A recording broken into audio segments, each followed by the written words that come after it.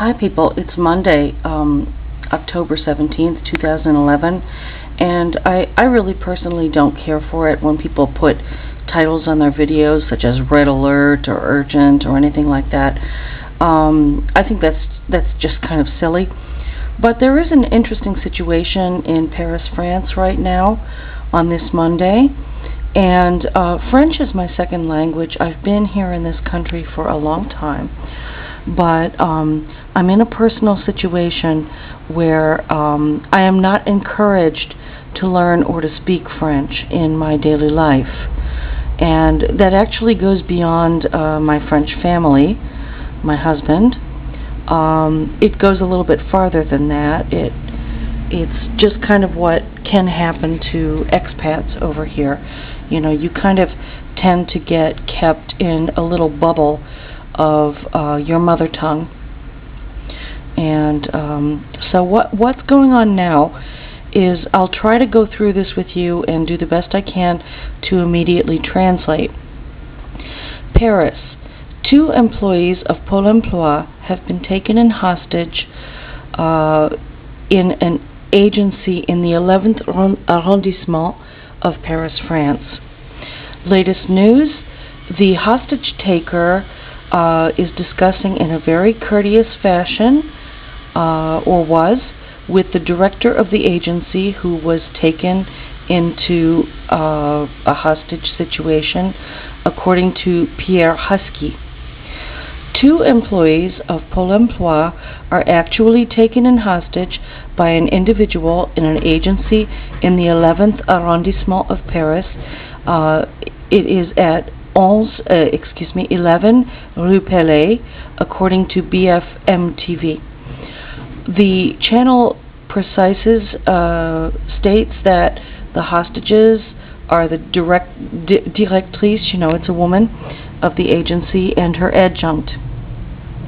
According to our journalist on the spot, the brigade is seeking to intervene,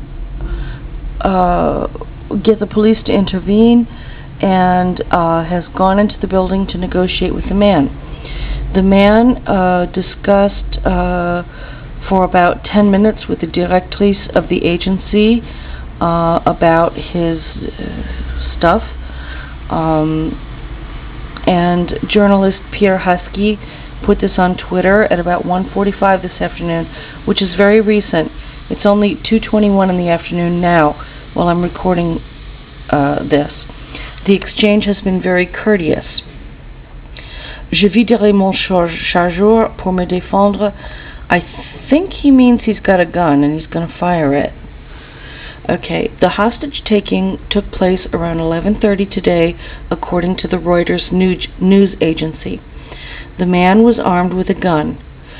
The hostage taker contacted the website rue89.fr by phone this morning. Hello, I'm taking 2 hostages at the Pôle Emploi Beaumarchais place in the 11th arrondissement of Paris. These are my declarations, or whatever, he declared. The man appears to be 45 years old, has qualified his gesture as, possibly not good, but he feels that he has a legitimate objective. I'm not using the hostages to protect myself, but I will fire my gun to defend myself, he indicated to Rue 89, that means 89th Street, during a phone conversation. He saw men with ski masks in the agency, avec des béliers, I don't remember what that means, and feared an assault. He thought a SWAT team was going to take him out, and he said, I'm at the last step of precarity. This is very interesting. I can really relate to this. I have not had full-time steady work here in France since 2000, when I took legal action against my employer, a multinational law firm, for sexual harassment. And I won. There was a very small settlement, but I was blacklisted from the legal profession at that point in time and forever. And if you're more than 40 in France, you really don't have much chance to get work. I have set myself up recently, very recently, as an international going concern, which took nearly 2 years and a great deal of money and lawyers and stuff like that, so that I don't need a work contract now. I can just be hired directly and paid legally and declare I'm American and French. I fill out tax forms in both countries. Okay. And I'm quite able to work even though I'm handicapped. Alright, let's see what's going on. He says he's going to take this to the bitter end. Let's see. He was a computer guy. He's been unemployed for a long time. He felt that Pôle Emploi was disrespectful to him. I've experienced this here too in France. We have the impayeux, and that's like, the unemployment people. And they told me a long time ago that I don't fit any kind of thing where they could employ me here. I'm like way out of their league. And Pôle Emploi is, as far as I'm concerned, basically just a racket. They try to direct you toward training programs and stuff, which are basically crap. It's another way for them to earn money, training you. And I told Pôle Emploi, I'm still attempting to, get registered with them and stuff, since I have a new business that just started last month. That I really don't need any more training, I'm niveau doctorat, meaning that I'm up to the PhD level. I'm niveau notaire, meaning, basically, like a lawyer and stuff. I'm very well qualified. I speak several languages, and I've been working here in France for almost 20 years.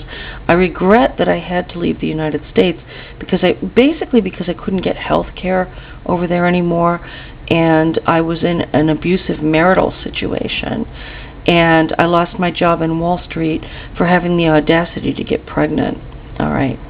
Now, this guy says that for many years now he's done everything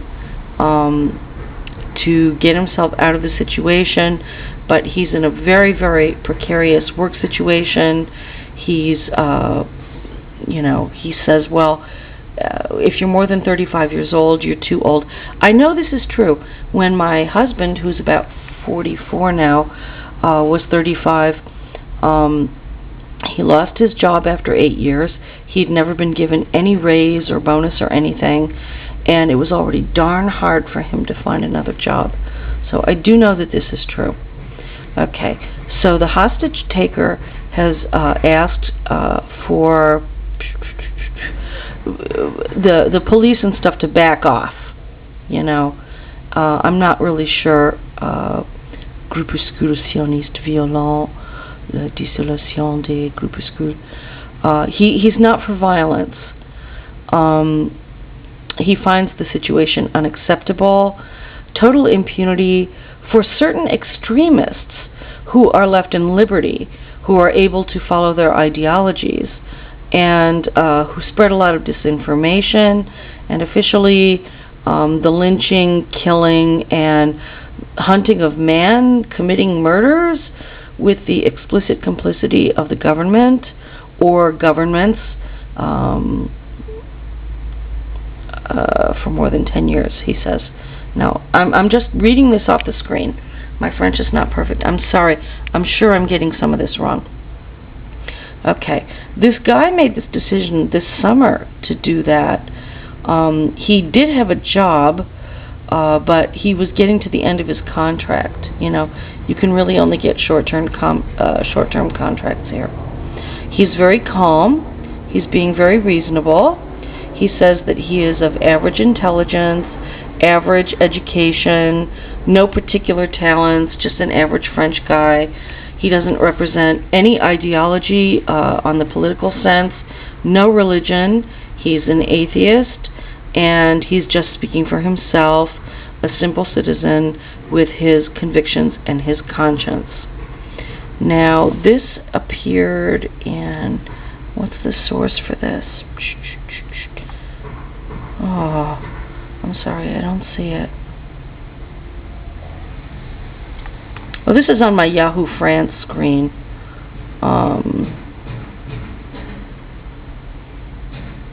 See if I can find the magazine. No. Whoever the journalist is for this.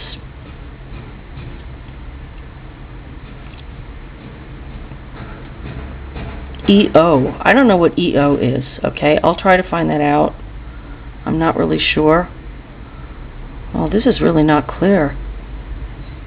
EO. What is that? Oh, okay, this is on 20 minutes. 20minutes.fr.